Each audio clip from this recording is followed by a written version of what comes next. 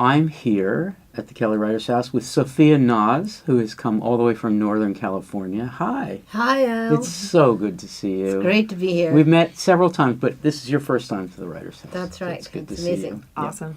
Yeah. And Anna, hello. Hey. Hi. So we have a poem by Ron Padgett. It's called The Nail. I'll read it and we'll talk about it.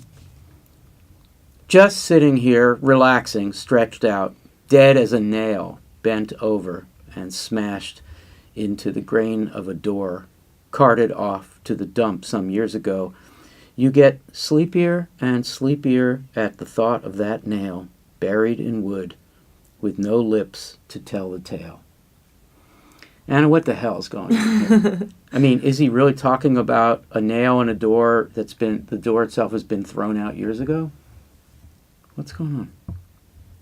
I don't know. Okay. I think what he's saying, I think buried in the nail, in the tail of this nail, is his own story, because he's stretched out. He's dead as a nail. He's been smashed, you know.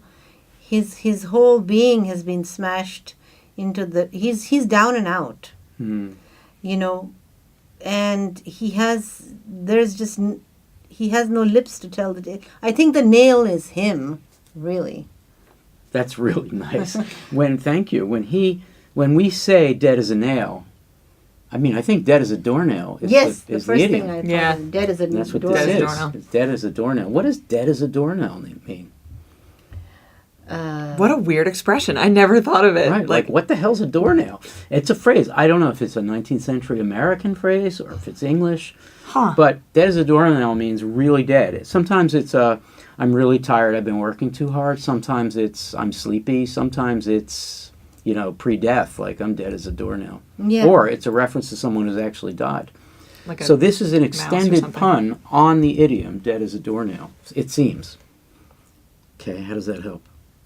Yeah, because he's been smashed into the grain of a door. He goes on about this, you know. He doesn't say dead as a doornail, but he says dead as a nail bent over and smashed into the grain of a door. Bent over. I mean, sometimes when we hit the nail the wrong way, the other implicit idiom here is hitting the nail on the head. This is a poem by a poet who, very much like other New York School poets, New York School influence poets, or Robert Creeley. This is sort of a Creeley-esque poem. This is sort of a beat poem. It's a Ron Padgett poem. I don't need to say more.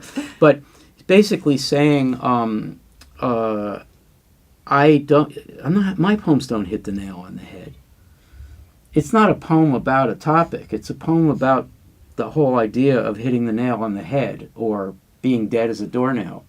It's very linguistic. Totally. And it's Yes. funny. And what's so funny about it is that the more he thinks about the idiom of being dead as a doornail, the sleepier and sleepier he gets. At the thought of at the the nail. thought of the nail. Yeah.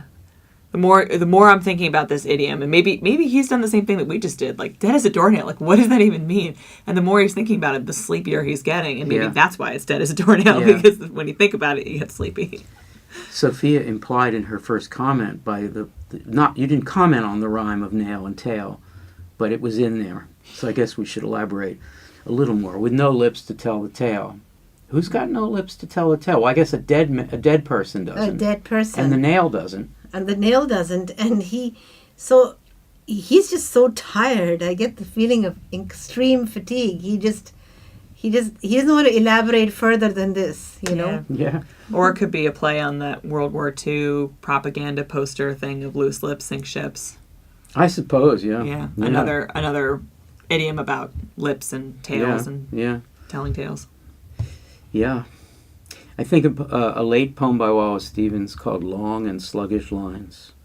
And for Stevens, when he got old and tired, he couldn't do short lines. Oh, he said, at so much more than 70, one does not know how to end the line. I'm so tired, my lines are long. In a way, this is the opposite. Yeah. I'm so tired, I can't do a long line. Yeah. In fact, I can't stay on the topic. What's the topic? I'm not going to hit the nail on the head. I'm dead as a doornail. Sophia, what were you thinking? Well, I'm thinking it looks like a nail, this poem. And the poem looks like a nail, which is driving into our doorness. Final thoughts, Anna? It's funnier and funnier the more that I think about it, and the more that I think about how funny idiomatic phrases are in general. So, Yeah, and what a great subject poets for a do a poem. great job Yes. with idiomatic phrases. Yes. Sophia, final thought? It's just I like this. It's attractive because I love it when poems play with language, and it's smashed. And he's smashing the whole poem into this one thought. Nothing is happening in this poem except this nail. Yeah. I love Yeah. it. Yeah. And my final thought is the way the poem works, which is to say it is simultaneously extremely relaxed, tired, beat. I don't care much to really tie this poem up, and I'm just going to let it kind of do its thing. And very tight, very sharp Yes. as a tack, sharp as a Sharp nail, as a nail. going forward. Yep. It is both. It is a real achievement. This suggests that if, insofar as he's beat, and he's not really beat, but it's a beat kind of character here, that's always been kind of a lie. The beat aesthetic, which is, language, whatever, hodgepodge, it's never that way. They're really tightly in control of the digressions and of the wandering, and they have plenty of lips to tell the tale. Sophia Naz, thank you so much for joining us. Anna, Thanks, Al. thank you. If you liked this episode, watch another and subscribe. And join us for ModPo, a free and open course at modpo.org.